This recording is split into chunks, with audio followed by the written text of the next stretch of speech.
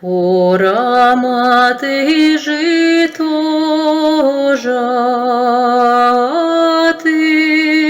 пора мати жито жати,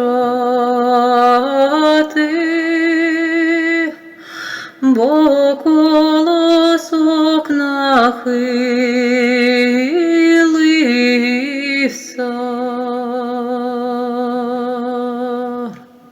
Бо колосок нахилився,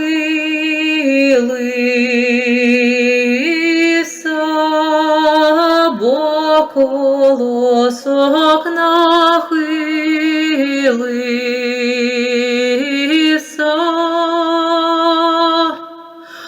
а син мати поклонився.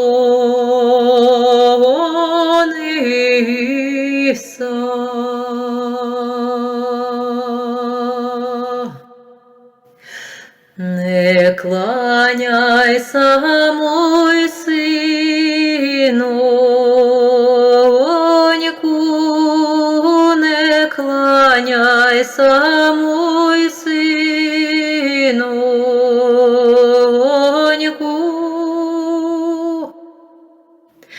да ідучи на віноньку.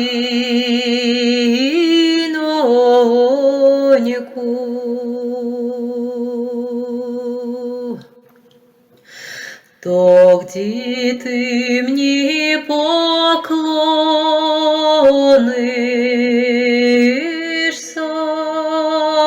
тоді ти мені поклонишся.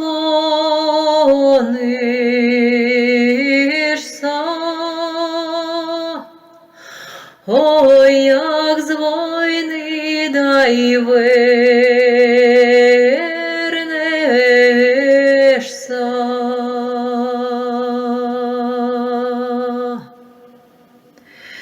Не побачиш, моя матко,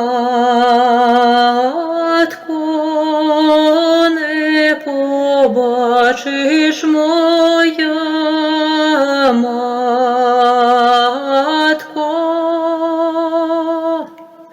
з-під каменя да й кореня.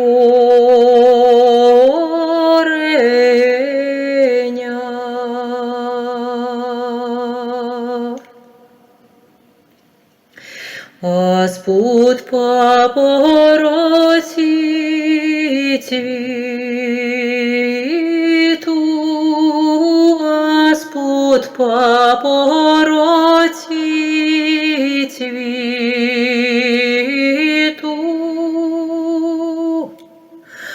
ой, а мене з того світу.